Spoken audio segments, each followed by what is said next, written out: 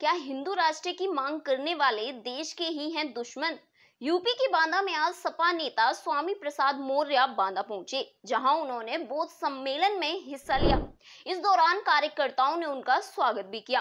कार्यक्रम में सभी वक्ताओं ने बौद्ध धर्म गुणगान किया और हिंदू धर्म पर जमकर टिप्पणी भी की। स्वामी प्रसाद मौर्य ने संबोधन के दौरान कहा कि आज देश में लड़ाई विचारों की है। अब देखना ये होगा कि देश में ढोंग व्यवस्था कब तक चलेगी। इस देश में अराजकता चलेगी या भारतीय संविधान चलेगा। हम लोगों को धर्म के नाम पर धन, धरती, शिक्षा और सम्मान से वंचित किया है, जबकि बाबा साहब के सम्मान में सबके लिए दरवाजा खुला हुआ था। ये सम्मान किसी के साथ खिलवाड़ नहीं करता, सबके लिए बराबर है। स्वामी प्रसाद मौर्य यही नहीं रुके, देखिए इस वीडियो में। अगर मेरी बात को समझेंगे तो ये हम अपना अपमान बयां करते हैं।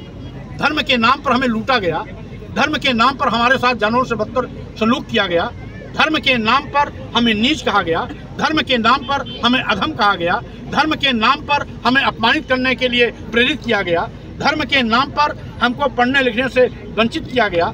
तो क्या हम अपनी पीड़ा नहीं कह सकते? हम अपनी पीड़ा कहते हैं तो धर्म के ठेकेदार और यथार्थवादी ताकतें उसको घुमा के बोलती हैं कि आखिर इनसे चिढ़ क्यों? धर्म की राजनीति कौन कर रहा है? धर्म की राजनीति कौन कर रहा है? आज सत्ता में बैठे हुए माननीय प्रधानमंत्री जी, माननीय मुख्यमंत्री जी और देश के धर्माचार्यों का एक गठजोड़ है, जो तिकड़म करके समय समय पर ढोंग ढकोसले पाखंड का बहाना लेकर लोगों की आंख में धूल झोंक करके इन प्रकार सत्ता हथियाने की नापाक कोशिश कर रहे हैं। मोदी जी तो बड़े महान नेता हैं, वो तो ईस्ट इंडिया कंपनी से भी आगे चले गए हैं। माननीय अटल बिहारी वाजपेयी ने देश को बेचने का पाप नहीं किया था, लेकिन माननीय मोदी जी ने देश की संपत्ति को बेचने शुरू कर दिया है। इसलिए आज देश को बचाना है, संविधान को बचाना है, लोकतंत्र को बचाना है, तो भाजपा को सत्ता से भगाना है। जिस तरह वो विस्थापित इस वतन देश और अपने देश के नौजवानों की चिंता करनी चाहिए। बड़े पैमाने पर आज 88 करोड़ लोग गरीबी रेखा के नीचे आ गए हैं, जिनको अपना जीवन यापन 5 किलो 10 किलो चावल पर करना पड़ रहा है। पहले इनको जीवन स्तर को बढ़ावें, बेरोजगार नौजवानों को रोजगार से जोड़ने के काम करें। रही बात, वो माननीय प्रधानमंत्री जी हैं, देश के बाहर की व्यवस्था की चिंता उनको करनी है, वो करें, लेकिन हमारा सुझाव केवल इतना है कि पहली वरीयता उनको देश की लिए होनी चाहिए।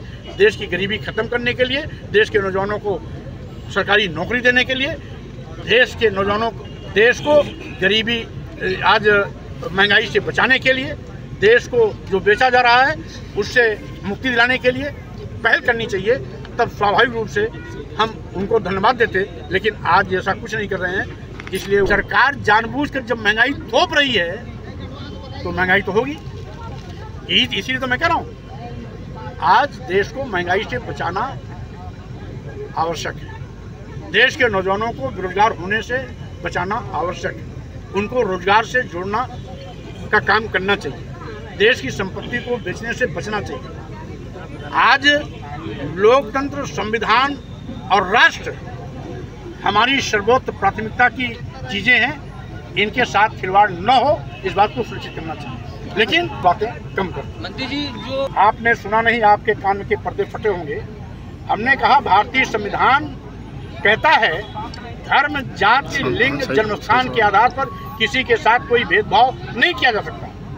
हम नारा देते हैं हिंदू, मुस्लिम, सिख, ईसाई सब हैं आपस में भाई भाई। अगर हिंदू राष्ट्र की बात करेगा तो मुसलमान क्यों नहीं बात करेगा? सिख क्यों नहीं बात करेगा? बौद्ध क्यों नहीं बात करेगा? जैन क्यों नहीं बात करेगा? हिंदू राष्ट्र की बात करने वाले लोग देश के दुश्मन हैं। बहुत पहले हिंदू राष्ट्र की बात हिंदू महासभा ने किया था, जिसके राष्ट्रीय अध्यक्ष सावरकर भी रहे, वीर सावरकर भी रहे। उन्होंने किया था तो भारत और पाकिस्तान बढ़ गया। भारत पाकिस्तान जिन्ना के नाते नहीं बटा। भारत पाकिस्तान इसलिए बटा था कि उस समय हिंदू महासभा ने देश के द्विराष्ट्र की मांग किया था और द्विराष्ट्र के आधार पर पाकिस्तान और देश का बंटवारा हुआ था। बांदा से गुल मोहम्मद की एक खास रिपोर्ट। आज की इस खबर में इतना ही। देश और दुनिया की तमाम बड़ी खबरों के लिए देखते रहिए आवाज हिंदुस्तान। चैनल सब्सक्राइब करें, वीडियो लाइक करें और शेयर करें।